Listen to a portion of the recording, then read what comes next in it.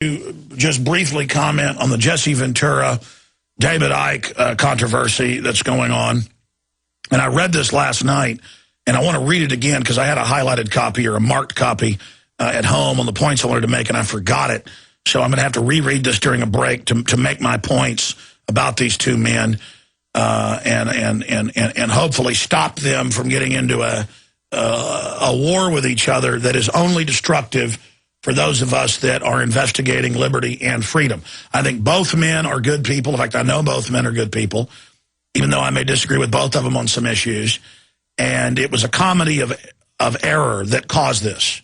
Because I can read Icke's article and see how he thought he was seeing one thing, and really it was another. Because, well, I'm going to have a message to David Icke especially coming up. Okay, so coming up later in the hour. Because I could call David up on the phone and tell him this, but I think it's just better. I think it's just better to address Ventura and David Icke together at the same time on air, because they got into a big argument and there was a big fracas. And I can tell you that the Ventura camp did not intend this to happen, is not happy. They called me last night. And they've already interviewed Icke 2 seasons ago, and it was very positive. And I have been embroiled in the middle of this. I'm in this article, so I don't normally get into this stuff, but these two guys are, you know, towers of alternative thought, and for whatever reason, they've garnered the attention. See, and so we can't have them fighting with each other. Just like I said some bad things about David Icke 12 years ago because I was asked about it. I said he was a turd in a punch bowl. And see, I'm already covering this now. I'm going to comment on it later.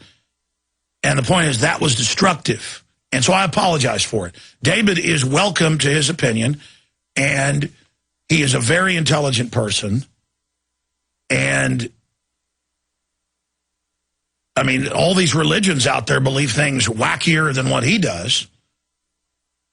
And so that was wrong, because so much of what he does I know is documented, and he's very well-spoken, very charismatic, and has woken a lot of people up. A lot of the fruits of David Icke are very, very positive. And I've talked to him, you know, a lot, and I think he's a good guy. Same thing with Ventura, and now these two are in a big fight with each other. So I'll comment at the bottom of the hour. It's pretty soon. I'll have time to read the article again, because I had all these points I wanted to make. I wanted to address each area.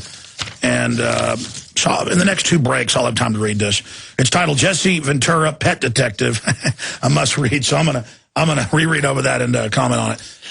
And again, normally I don't get into infighting and stuff like that, but these guys are both really, you know, big icons in alternative thought, and it's just destructive to have them fighting. And then their supporters and admirers and people fighting with each other. So I'm gonna address it because it's educational on other fronts, and it's important to try to get these guys to make up and be friends, I think. Okay, wow. Here, I want to speak now directly to Jesse Ventura and David Icke.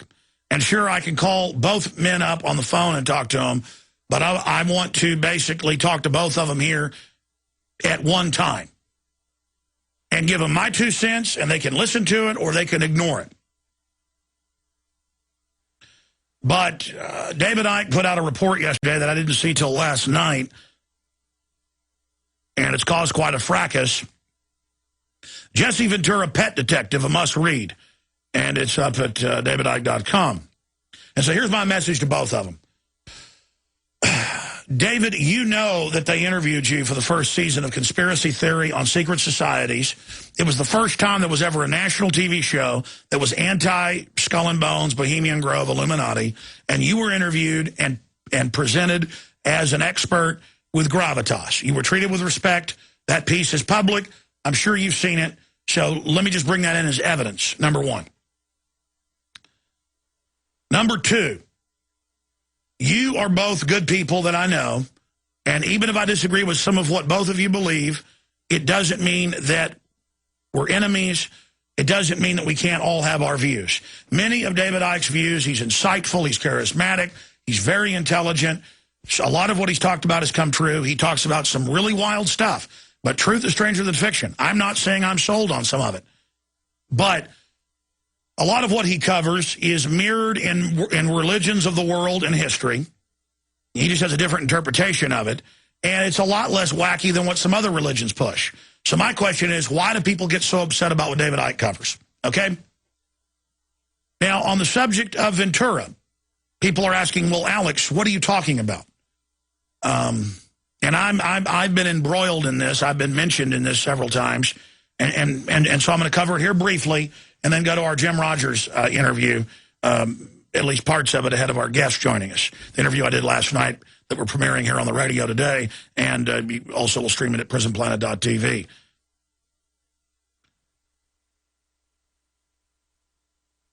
There aren't many people in the world that are prominent, who will cover hard subjects and who will delve into things with an open mind. There aren't many people who have large followings that are well-known and who can reach a giant audience anytime they want. Jesse Ventura can do it. I can do it. David Icke can do it. Who else is there at that level? And I was responsible partially for waking Ventura up 6 years ago and giving him information and material. His son Tyrell had already primed the pump. But I was instrumental in bringing Ventura completely over to a full awakening to the fact that this is a big lie. Doesn't mean Ventura has all the answers, or I do, or Icke does. And I know that he is a good guy who's waking up and learning a lot and has a really good chance to even wake up more and reach tens of millions of people.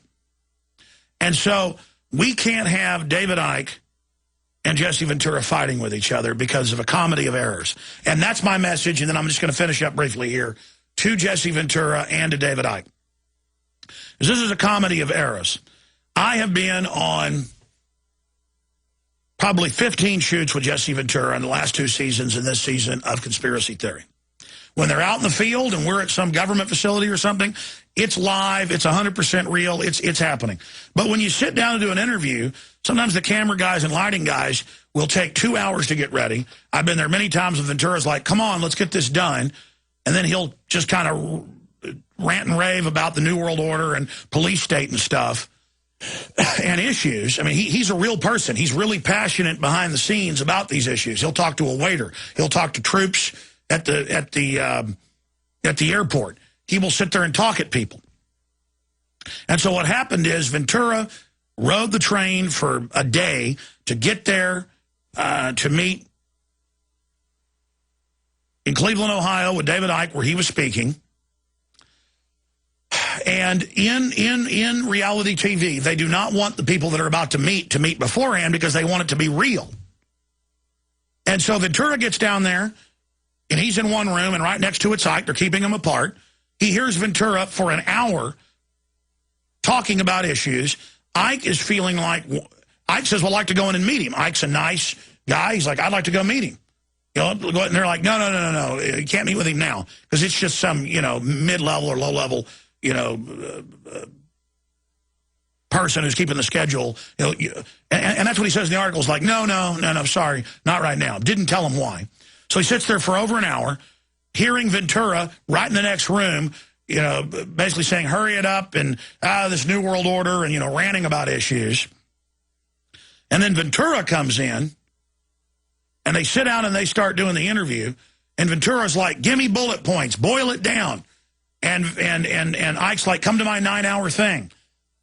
And Ventura's like, I can't. I got to get back on my, train. And Ike's, well, then why? And then Ventura, and it's all described here, is like, come on, tell me, when did you see a lizard person? And Icke wants to get all into history and Sumerian texts and Garden of Eden and all this stuff, and that it's interdimensional or spiritual or whatever. And there's basically like a blow up is basically what he says, and he just got up and left. Now, I get a call last night from the Ventura camp. I'll just leave it at that. And they were upset, and they weren't even asking me to call Icke for them or what they should do. They were just telling me, have you heard about this? And I said, no, I haven't heard about it. And so I pulled up the article and read it. And I said, well, what I think you ought to do is contact David Icke, because there's not many people at this level trying to wake folks up. We don't need people fighting with each other. I said, I called him turd in the punch bowl 12 years ago. It was wrong. I apologized for it. We need to maybe do a Skype interview since he's gone back to England where, we could say, we decided to, try one more time with Icke and then let Icke somehow boil it down for him. Because, Icke will end up being in the TV show like 3-4 minutes. So that's why they were like, give it to us quick here. Crystallize it. And Ike's like, no, I'm not going to do that. Now, speaking to David Icke, reading his article, he's like, first, the arrogant one, Ventura, sits there for an hour making me wait, blabbering. Well, no, that's because Ventura is so real. He's in there talking about the New World Order. Then, Braverman wanted me to sign the release form first because this was obviously a setup. And I could see how it looked like a setup. No, they always want people to sign a release form in case something happens in the interview. And Ventura is going to ask hard questions. But that's just standard for TV. And David Icke was a national TV host. He knows that. But I can understand how this all looks. And then he also, the one thing Icke does that isn't fair, and I understand David was upset, so I'm not attacking him. I've said things that I think are a little bit, off color. He says, oh, they keep mentioning, on TV how he was a Navy SEAL. Well, sorry, don't Navy SEALs kill people? I don't think that's good. I'm not into killing people. Well, by the way, Jesse's anti-war and anti-offensive war. So he's not into killing people either. Basically, I know Ventura. Sometimes he gets in kind of a grumpy mood. I'm sure that's what was going on. Icke had been super ill, so ill he almost didn't do the interview with us. And he still did the interview the day before, did the interview with them, and both guys aren't going to be pushed around, and they just clashed. Two tough guys, because, Icke back in his day was a tough guy and champion soccer player, and, I've read about him and stuff. He's not a wimp. And so the whole deal is you get two tough guys together, they start arguing. Icke thinks it's a setup, it blows up, but Icke, and I mentioned here, he says, well, Alex said it was going to be a nice, friendly piece, and I'm sure Alex meant well and is correct. He says, I have no doubt that Alex believed what he said to be true. But the problem was, something else happened.